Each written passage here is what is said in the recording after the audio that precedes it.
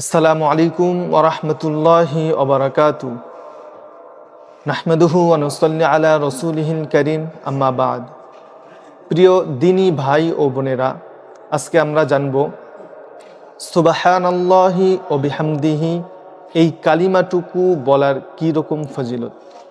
হাদিস শরীফের মধ্যে বর্ণিত হয়েছে, আব্দুল্লাহ ইবনে মাসউদ রাদিয়াল্লাহু তাআলা আনহু থেকে বর্ণিত, তিনি বলেন, রাসূল সাল্লাল্লাহু আলাইহি সাল্লাম ইরশাদ করেছেন, যখন আল্লাহ রসুল সাল্লাল্লাহু আলাইহি সাল্লাম মেরাজের রাত্রিতে যাচ্ছে, তো প্রতিমধ্যে হযরত ইব্রাহিম আলাইহিস সালাতু ওয়াস সালামের সঙ্গে সাক্ষাৎ ঘটল। তো ইব্রাহিম আলাইহিস সালাতু ওয়াস সালাম আমাদের নবী মুহাম্মদ সাল্লাল্লাহু আলাইহি সাল্লামকে বলতেছেন, হে মুহাম্মদ, আপনি আপনার উম্মতকে আমার সালাম দিন এবং সুসংবাদ দিন। সুসংবাদটা কি?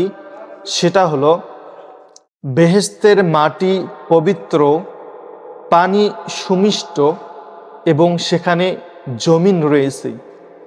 আর এই জমিনের গাছ হলো সুবহানাল্লাহ, আলহামদুলিল্লাহ, আল্লাহু আকবার, লা ইলাহা ইল্লাল্লাহ।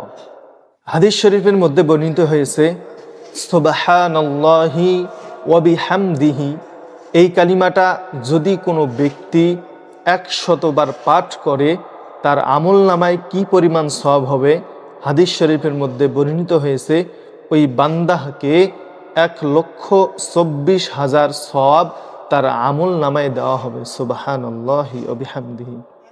অন্য আরেক হাদিস শরীফের মধ্যে বর্ণিত হয়েছে, যে বান্দা এই কালিমাটুকু 100 বার পাঠ করবে, তার গুনাহ যদি সমুদ্রের ফেনার থেকেও বেশি হয়ে যায়, আল্লাহ তাআলা তারপরও ওই বান্দাকে মাফ করে দিবেন। তো আমরা এই আমলটুকু করব, সে আমল হলো এই কালিমাটা পাঠ করব, সুবহানাল্লাহি ওয়া বিহামদিহি।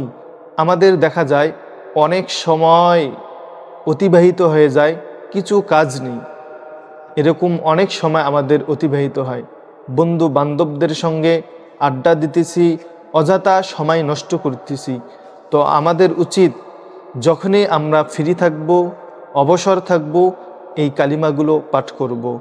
আল্লাহ তাআলা আমাদেরকে আমলের তৌফিক দান করেন। আমিন। আসসালামু আলাইকুম ওয়া রাহমাতুল্লাহ।